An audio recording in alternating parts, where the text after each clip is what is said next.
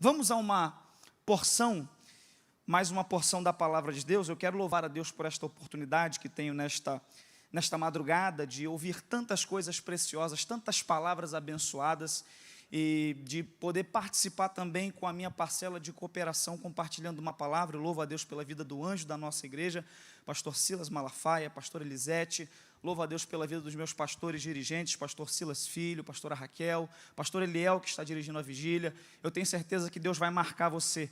Eu tenho certeza que a sua vida nunca mais será a mesma após essa vigília. Eu quero compartilhar com você uma palavra que está no livro das Revelações do Apocalipse. Livro do Apocalipse, capítulo de número 4. Livro do Apocalipse, capítulo de número 4, o versículo de número 4 para a nossa reflexão. Apocalipse, capítulo 4, versículo 4 para a nossa reflexão e edificação. Diz assim: e ao redor do trono havia 24 tronos, e vi assentados sobre os tronos 24 anciãos, vestidos de vestes brancas, e tinham sobre a sua cabeça coroas de ouro. O livro do Apocalipse é um dos livros mais complexos, e envolto a esse livro há muitas maneiras de tentar interpretá-lo. Há muitas escolas que tentam de forma diferente interpretar o livro do Apocalipse. Dentre elas, há pelo menos 3 formas de interpretar o livro do Apocalipse, que muitos estudiosos usam essas formas. A primeira é a forma preterista, é enxergar que o livro do Apocalipse foi escrito para um tempo passado apenas. A segunda forma é a forma futurista, é acreditar que do capítulo 4 em diante, o livro do Apocalipse trata acerca apenas do tempo do fim, apenas para um tempo específico. E a forma histórico-espiritual, que é aquela que eu vou utilizar, que acredita que, muito embora o livro do Apocalipse tenha sido escrito num contexto e aponte para um fim, para um desfecho, ele também é útil para a nossa reflexão e para a nossa edificação neste tempo presente. Para você entender isso de forma bem clara, eu preciso te explicar que este livro foi escrito pelo apóstolo João, em um dos momentos mais difíceis da sua vida, que foi quando ele estava recluso, isolado, em uma ilha chamada Patmos. A história paralela conta, na verdade, o livro dos Mártires da Fé, do John Fox, conta que o apóstolo João foi preso por um imperador chamado Domiciano. Domiciano prendeu João e arquitetou matar João, planejou matar João em um caldeirão de azeite fervendo. Ele colocou o azeite, botou para ferver e lançou o apóstolo João no caldeirão, mas a história conta que aquele azeite não causou dano algum em João. E quando Domiciano viu que não conseguiria matar João daquele jeito, ele pegou o apóstolo João e lançou em uma prisão de segurança máxima, em um isolamento, em um afastamento de todos, na ilha chamada Patmos. E João agora foi lançado em Patmos, e creio eu que João pensava que seriam os seus últimos dias, os seus últimos momentos. Ele estava isolado, ele estava num lugar sozinho, não tinha companhia de outras pessoas, mas é nesse tempo de isolamento, é nesse tempo de solidão, que João vai ter uma das maiores revelações da sua vida, que são as revelações do livro do Apocalipse. Porque eu quero que você entenda esta noite, você que está aí na sua casa, neste tempo de isolamento, neste tempo de solidão, Deus vai te revelar grandes segredos e grandes mistérios. O apóstolo João recebeu uma grande revelação num tempo de isolamento, num tempo de solidão. Quando a gente olha para a Bíblia Sagrada, a gente vê muitos personagens que em tempos de solidão viveram grandes revelações da parte de Deus. Moisés se isolou no cume do monte para buscar a Deus a pedido do próprio Senhor, e no cume do monte Deus deu para Moisés, num período de isolamento, num período de quarentena, Deus deu para ele a revelação da lei, Deus deu para ele as tábuas dos 10 mandamentos, Deus deu para Moisés o projeto do tabernáculo, Deus deu revelações incríveis para Moisés, porque eu creio que esse tempo de isolamento também será um tempo de revelações de Deus. Eu creio que quando isso passar, nós vamos ter projetos novos, uma visão ampliada, algo sobrenatural, extraordinário de Deus sobre as nossas vidas. Eu creio assim. Então João teve uma grande revelação, Jesus se revelou para ele de um jeito especial nesse tempo de solidão. Eu tenho entendido isso. Muitas vezes, quando Deus quer nos revelar segredos, Ele nos tira do meio da multidão e nos coloca em segredo, e nos coloca em solidão. Então João estava lá, na ilha chamada Patmos, quando, a partir do versículo de número 9 do capítulo 1, ele conta a respeito da experiência que ele teve. Ele diz: eu estava em espírito no dia do Senhor, quando de repente ouvi atrás de mim uma voz como de trombeta, e virei-me para ver o que falava comigo. e a sua aparência, ele tinha uma vestimenta comprida, um cinto de ouro pelo peito, o seu cabelo era mais branco do que a branca lã, os seus pés eram como bronze polido, os seus olhos como chama de fogo, o seu rosto brilhava mais que sol ao meio-dia, e quando eu o vi, disse João, caí como morto, mas ele me tocou com a sua mão direita e me disse, não temas, eu sou o primeiro, o último, o alfa e o ômega, estive morto, mas ressuscitei, e tenho a chave da morte e do inferno, João, eu sou Jesus. João teve essa revelação incrível, e Jesus disse para ele, senta agora, João, e escreve tudo aquilo que eu vou te falar, e manda 7 cartas às 7 igrejas que estão na Ásia. E aí João escreveu a carta às 7 igrejas, a igreja de Éfeso, Esmirna, Pérgamo, Sardes, Tiatira, Filadélfia, Laodiceia. É interessante que para cada igreja João tinha uma mensagem, Jesus tinha uma mensagem específica. Entretanto, para todas as igrejas, no final havia uma palavra que era comum a todas. Havia uma frase que era comum a todas as igrejas. E que frase é essa? Quem tem ouvidos. Você que está do outro lado, pega isso. Quem tem ouvidos, ouça o que o Espírito diz à igreja. Isso é maravilhoso, porque de muitas características que a igreja tem, essa é uma das mais preciosas. Ela não está pronta a ouvir o que o mundo diz. A igreja não se fia e não mantém a sua conduta em cima do que a mídia diz, do que os jornais dizem. A gente ouve o que o Espírito tem a nos dizer, é o que ele tem, glória a Deus. Então João escreve as 7 cartas às 7 igrejas. Logo após isso entra o capítulo 4. Deus leva ele para um outro nível de entendimento e de revelação. E ele diz, depois dessas coisas eu olhei e vi uma porta aberta no céu, e uma voz que me chamava e me dizia, sobe aqui e escreve as coisas que eu vou te mostrar, porque elas vão acontecer. E aí de repente João se percebeu, foi arrebatado, e ele percebeu um lugar lindo.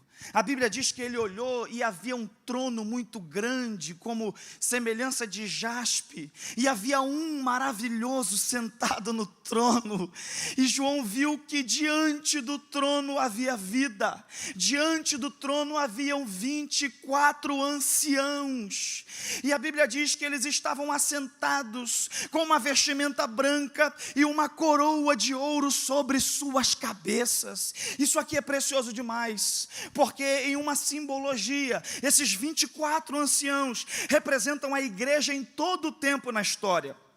Esses 24 anciãos representam a igreja no Antigo e no Novo Testamento.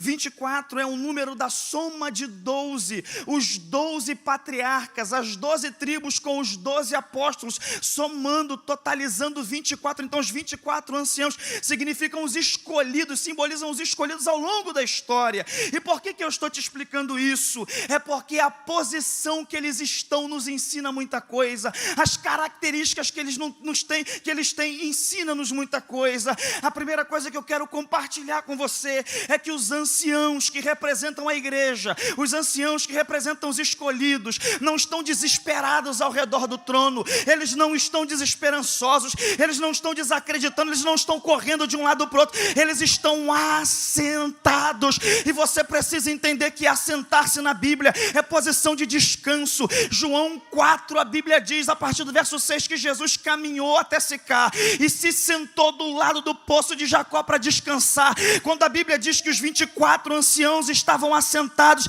ela está querendo dizer que eles estavam descansando naquele que está no trono. Aleluia, eu tenho uma palavra para você esta madrugada. Não é tempo de desespero, não é tempo de angústia, é tempo de descansar em Deus, em nome de Jesus. Nesta madrugada, o convite do Espírito para você é esse: descanse em mim, descanse em Deus. 1 de Pedro, capítulo 5, verso 7 diz: lançando sobre ele toda a vossa ansiedade, porque ele tem cuidado de vós. Salmo 37, 5, entrega o teu caminho ao Senhor, confia nele, o mais ele fará. Eu tenho uma palavra para você: descanse em Deus, em nome de Jesus. Descanse em Deus. E o capítulo 4 vai mostrar para nós, de forma muito bela e interessante, 3 razões para nós descansarmos em Deus. 3 razões, preste atenção nisso, no capítulo 4, para descansarmos em Deus. A primeira razão para descansarmos em Deus, no capítulo 4, no verso 1, está escrito: depois dessas coisas olhei, e eis que eu vi uma porta aberta no céu. Você que está do outro lado, guarda isso em nome de Jesus. Escreve isso, anota isso nas tábuas do teu coração. Em um tempo de lugares fechados, você tem uma razão para descansar em Deus. Qual? Por mais que tudo esteja fechado aqui embaixo, há uma porta aberta no céu. Oh, glória a Deus, glória a Deus. De repente vocês estão um tanto preocupados, e isso é natural, porque o shopping está fechado, o cinema está fechado, o teatro está fechado, alguns comércios estão fechados, mas eu tenho uma palavra para você: há uma porta aberta no céu. Oh, glória a Deus, há uma porta aberta no céu. O véu foi rasgado de alto a baixo, você tem acesso a Deus. Eu tenho uma palavra para você: não tem decreto que feche a porta que está aberta no céu, não tem ordem de homens que feche a porta que está aberta no céu. Eu tenho uma palavra: descanse em Deus, porque a porta está aberta. Está aberta, e você tem acesso a ela, inclusive através da oração. Sabe, irmãos, oração é algo que nos dá uma intimidade, nos faz ter acesso a Ele. Oração é importante, é tema fundamental da vida cristã. E nesses tempos que a gente infelizmente está sendo impedido de um contato físico, mas nós não estamos impedidos de um contato espiritual. Aleluia, nós não estamos impedidos de dobrarmos os nossos joelhos e clamarmos e orarmos a Deus. Oração é tema presente, oração é tão importante que até Jesus orou. Se Jesus orou, quem somos nós para dispensarmos a oração na nossa vida cotidiana? Em momentos importantes, como o da escolha dos 12, Jesus antes orou. Em momentos de tristeza, quando em João 11 ele viu que Lázaro estava morto, ele orou antes de ressuscitar Lázaro. Até em momentos de angústia, ele disse para os discípulos: a minha alma está angustiada até a morte, eu vou orar. Você deve orar. Oração é tão importante que até no alto da cruz Jesus orou, irmãos. No alto da cruz ele fez 3 orações: Pai, perdoa-lhes porque eles não sabem o que fazem. Eli, Eli, lama sabactani. E em tuas mãos entrego o meu espírito. Irmãos, os discípulos perceberam a força que a oração tinha na vida de Jesus e pediram a Jesus: Senhor, nos ensina a orar. E isso é interessante porque os discípulos viram Jesus expulsando demônios, os discípulos viram Jesus multiplicando pão e peixe, os discípulos viram Jesus dando respostas incríveis aos fariseus, os discípulos viram Jesus curando enfermos, mas eles não pedem para Jesus ensinar eles a curar enfermos, a dar respostas. Eles não pedem para Jesus ensinar eles a multiplicar pão e peixe, eles pedem: Jesus, nos ensina a orar. Por quê? Porque quem ora vê o peixe e o pão multiplicar, quem ora tem graça para responder o que é perguntado, quem ora vê milagre acontecer. Eu tenho uma palavra para você: ora a Deus, a porta está aberta. Descansa nele, descansa nele. Aí o texto diz que João vê uma porta aberta. Essa é a primeira razão para descansar. A segunda razão que nós temos para descansar está ainda no verso 1, quando Deus diz: sobe aqui e escreve as coisas que vão acontecer. Isso é maravilhoso, porque Jesus está dizendo para João o seguinte: João, você vive no presente apenas, mas sobe aqui nessa porta que está aberta, porque eu vou te mostrar o que vai acontecer. Preste atenção nisso. Deus não mostra o que vai acontecer apenas porque Ele é onisciente. Deus mostra o que vai acontecer porque Ele é onipresente. Por que eu estou te dizendo isso? Porque Deus não está apenas em muitos lugares ao mesmo tempo. O conceito de onipresença é muito mais profundo. Deus está em muitos tempos ao mesmo tempo. Você que está do outro lado, guarda isso. Ao passo que Deus está no teu presente, contigo aí, na sala da tua casa, no teu quarto, onde você está, Deus está no teu futuro te aguardando. E por que isso é uma razão para descansar? É porque acerca do meu futuro, do meu dia de amanhã, eu não ando ansioso, porque Deus já está lá. Oh, aleluia! Você na tua casa era para ter dado um glória a Deus aí por essa palavra. Eu não temo o futuro, eu não me angustio pelo amanhã. Por quê? Porque eu sei que Deus está lá me aguardando para operar na minha vida, para curar se for necessário, para prover se for necessário. Ele cuida de mim, acerca do meu futuro, Ele já está lá. Sabe, a gente precisa parar para refletir sobre isso, porque esse tempo tem sido um tempo de muitas pessoas que infelizmente estão ouvindo muitas coisas, estão ansiosas em exagero, temerosas em exagero, e Deus me colocou aqui com essa palavra simples, para te dizer: descanse em mim, eu estou cuidando do teu amanhã. Descanse em Deus, Ele cuida do seu amanhã. Sabe, não tome uma decisão que terá repercussão duradoura em um momento passageiro. Deus está cuidando de você, acalma o teu coração, acalma a tua alma. Nós temos razões para descansar, a porta está aberta. Nós temos razão para descansar, Ele cuida e Ele está no nosso futuro cuidando de tudo. Nós temos razões para descansar. Qual é a terceira razão que nós temos para descansar? O texto diz que João sobe, ouve essa palavra, escreve o que eu vou te mostrar. E João continua vendo todo aquele cenário, ele vê algo que é maravilhoso. O texto sagrado diz que ele vê um trono muito grande. Oh, aleluia! E ele vê um assentado sobre o trono. Eu tenho uma palavra para você: descanse em Deus, porque Ele está assentado no trono. Antes da eternidade, estará depois dela, e ninguém tira Ele de lá. Você tem razão para descansar, motivo para descansar em Deus. João viu o trono ocupado, glória ao nome de Jesus.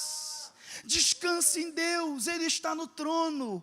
Quando a Bíblia fala de trono ocupado, fala de Deus no governo, entenda isso. O Novo Testamento fala pelo menos umas 60 vezes a respeito de trono. Dessas 60 vezes, 40 são só no livro do Apocalipse. E dessas 40, 13 são no capítulo de número 4. É Deus dizendo: eu estou no trono, eu estou no governo, acalma o teu coração, descanse em mim. Oh glória, eu sinto a presença de Deus com essa palavra. E eu vim dizer para você nesta madrugada: Deus está cuidando da tua casa, descansa nele. Ele tem o controle da tua casa, tem o controle da tua família, tem o controle do teu ministério. Você que é profissional liberal, empresário, Deus tem o controle desta empresa. Fica em paz, a tua vida, a tua casa, tudo que você tem, os teus projetos, as promessas estão no controle rigoroso de Deus. Ele está no trono. Ele está no trono, descansa nele. Descansa nele, Ele está no trono, e ninguém tira Ele de lá jamais. Por mais que os tronos na terra sejam passageiros, por mais que na terra haja confusões entre os tronos, o trono do céu não entra em confusão, Deus está no controle. Aí o texto diz que João vê o trono, e João vê diante do trono um arco celeste, e os 24 anciãos assentados em 24 tronos. Que Deus faça essa palavra ficar cravada no seu coração. Os 24 anciãos estavam assentados. Descanse em Deus, descanse no Senhor.